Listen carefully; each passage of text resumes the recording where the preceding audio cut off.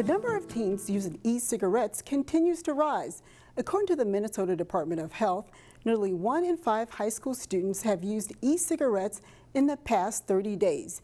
And as vaping has gone up, so too has visits to a place that can detect if teens are using e-cigarettes.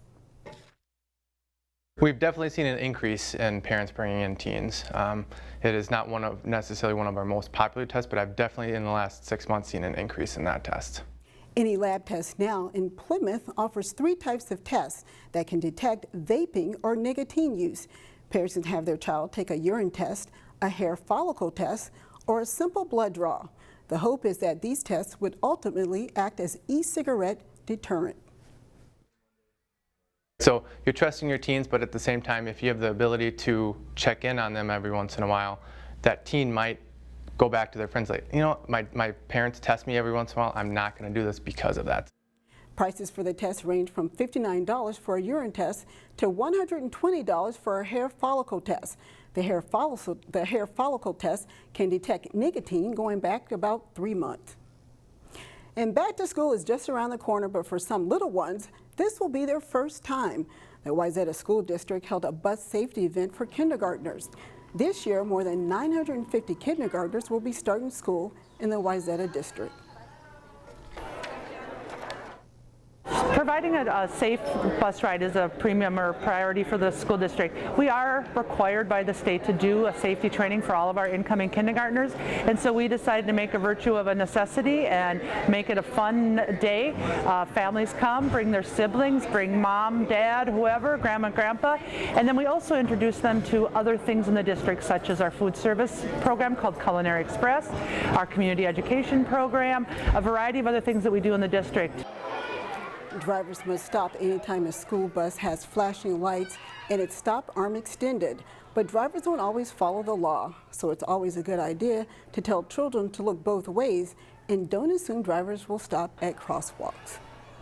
In Maple Grove, the City Council approved 2 high-end housing projects. One fills a need for senior housing, another is market-rate apartments. Both would be located near future Hy-Vee grocery stores. The senior housing is a 4-story, 150 apartment complex planned near County Road 101 and Bass Lake Road. The complex, called Havenwood of Maple Grove, would offer assisted living and memory care units as well as living independently. The 10,000 square foot daycare facility is also planned for this site. A Hy-Vee grocery store is under construction to the south of this location. Hy-Vee is expected to open this fall.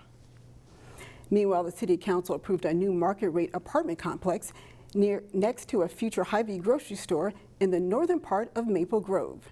A Fargo, North Dakota-based developer will construct a 5-story building with more than 160 units at a site south of Highway 610 and east of Maple Grove Parkway. The apartments will be built in a wooded area. A tree replacement plan is required for the project. As far as the Hy-Vee project, the grocery store, there's no time frame yet on when the construction on this project will begin. Glenwood Avenue in Golden Valley will be getting a facelift. Residents got a look at the proposed plan at an open house Thursday night. They could also submit their ideas on how they would like to see the corridor improved. We're here to show what our proposed improvements are for the Glenwood corridor from Highway 100 to the east, where it just touches down in Minneapolis at about Thomas Avenue. We're going to repave this section of Glenwood next year in 2020, and we believe there's an opportunity to look at reconfiguring the roadway, basically to add buffers and bike lanes, but there are some other safety things we're going to try to do along the way. Breyer said the most common complaint is speeding and safety on the roadway. He said they'll narrow the roadway and install bike lanes to try to calm traffic. The Osceola Farmers Market is small compared to other cities, but it's large on produce and personalities. Farmer Bruce Smith has been there from the very beginning.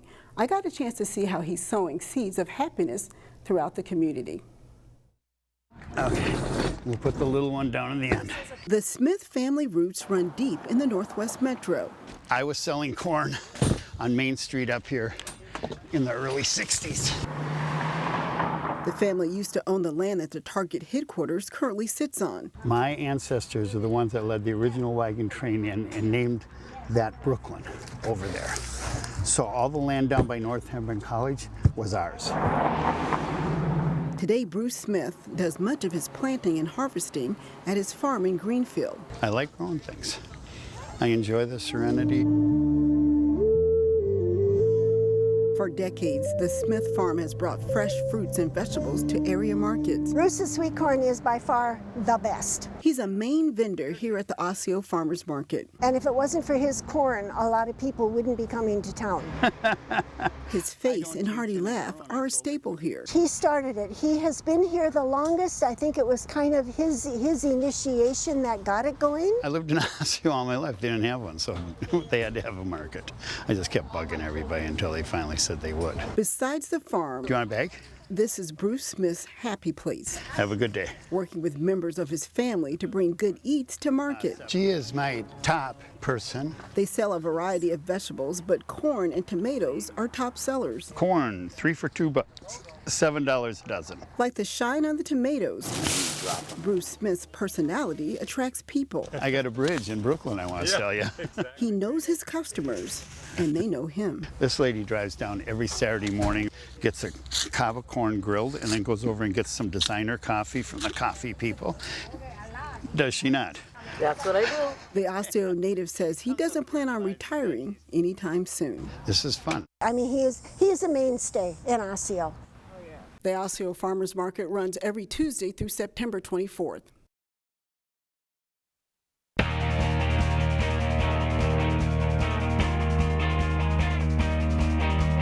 Many local families are thinking back to school. For athletes in fall sports, official practices get started Monday. At all of the high schools in the area, including Osseo, athletes must be officially registered through their athletic offices before they're allowed to participate in practice sessions.